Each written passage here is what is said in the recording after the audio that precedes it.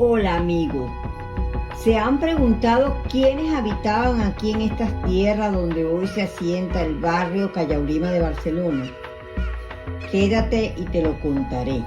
Me he apoyado en excelentes libros para poder contártelo.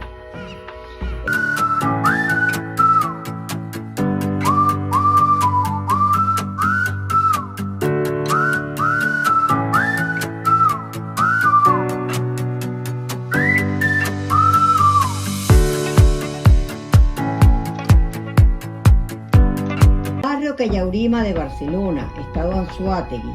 Sus límites son la avenida Caracas, la avenida Pedro María Freite, la calle Juncal y la calle Monagas, a tan solo 2 cuadras de la Plaza Bolívar y a 1 cuadra de la ruina de la Casa Fuerte.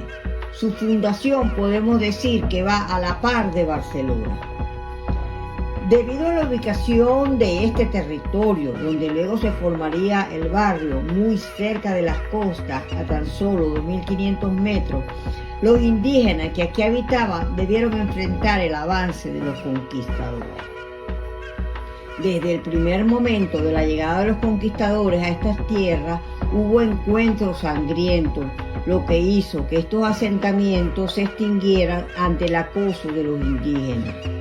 Cito: Don Cristóbal de Cobos llegó por el mes de marzo del mismo año de 1585 a la boca del río Neverí, donde le salió al encuentro el cacique Callaurima con más de 2.000 indios armados, rompiendo desde luego la batalla que duró más de 3 horas. Fin de la cita. Se comienza con esta cita porque se dice que donde hoy se asienta el barrio era el territorio del cacique Callaurima con su tribu, grupo de la familia caribe, los Cumanagotos. Hubo antes otros intentos de colonización y también fallaron. La más dramática, la de Diego Fernández de Serpa en 1570, quien fue muerto en una emboscada indígena. Los Cumanagotos, como otras tribus caribes, se desplazaban sin importar invadir tierras de otras tribus, lo que llevaba a iniciar guerras intertriviales. Cazaban, pescaban y recolectaban frutos en las zonas donde se establecían por cortos periodos y tomaban las cosechas encontradas a su paso. Los españoles se percataron que para poder someter más fácilmente a los indígenas era necesario aprisionar a su jefe, a su cacique, y eso fue lo que hicieron para luego llegar a un acuerdo. Los indígenas se rindieron y ofrecieron cumplir las exigencias de los conquistadores, porque querían la libertad de su jefe. Después colaboraron con la construcción de las casas del asentamiento de San Cristóbal de los Cumanagotos. Un indio llamado Keneri Keima trabajó para fabricar las casas de los españoles cerca de las salinas de Apaycuare, que significa quebrada de los recuerdos, y que luego se llamaría San Cristóbal de los Cumanagotos. Como cumplieron la promesa, Cobos liberó a Callaurima. Callaurima después cae muerto en una celada que los españoles le tendieron. A todas estas, el territorio que ocupaba Callaurima con su tribu ahora se encontraba ocupada por los españoles, pero los indígenas no desaparecen. Ellos se replegaron hacia las afueras de Barcelona, formando los pueblos llamados pueblos de indígenas.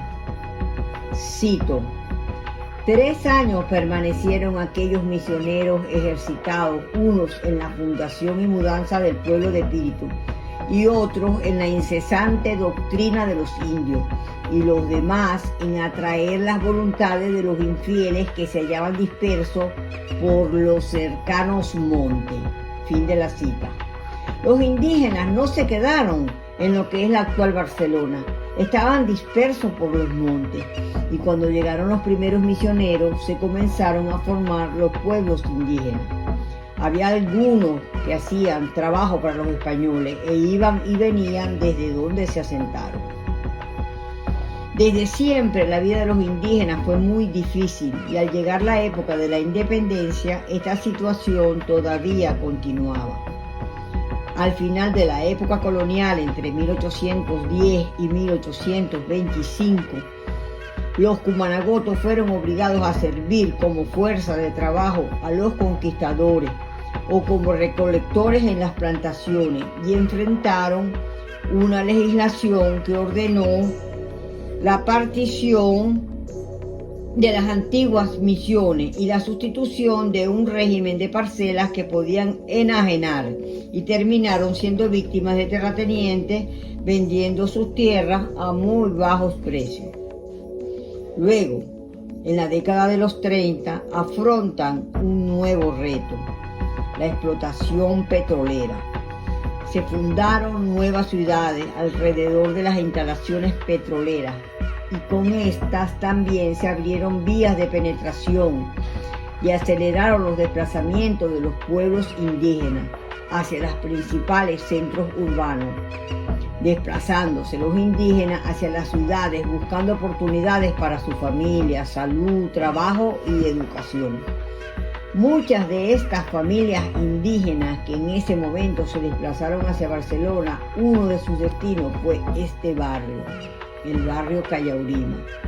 Tomando en cuenta el mapa topográfico de Barcelona, publicado en 1883, allí se presenta el puente Cayaurima, las prolongaciones de las calles Bolívar y Juncal, por donde entraban y salían hacia las poblaciones de Píritu, Guanape, Onoto, Caigua, El Pilar, San Miguel, El Carito, Aragua de Barcelona. Allí justamente en ese puente era la parada donde llegaban los carros de esos campos y desde donde salían hacia ellos.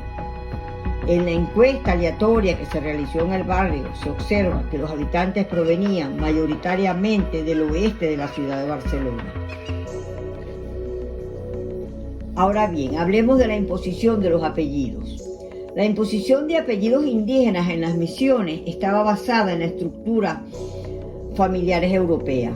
Cuando los misioneros empadronaban a sus indios y les pedían sus nombres, estos contestaban nombres de lugares, apodos o sobrenombres. Otras veces adoptaban un nombre español y de apellido, colocaban el nombre que usaban, o apodo o sobrenombre, convirtiéndose el apellido en un apellido patronímico. Con la imposición de apellidos aseguraban el reconocimiento de los troncos familiares. El matrimonio católico dejó de practicarse cuando desaparecieron las misiones en la época de la independencia.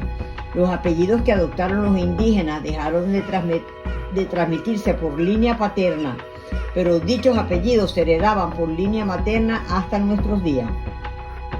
Luego llegó la presión de la cedulación oficial y los focos activos de evangelización protestante y también, pero en menos grado, la influencia católica.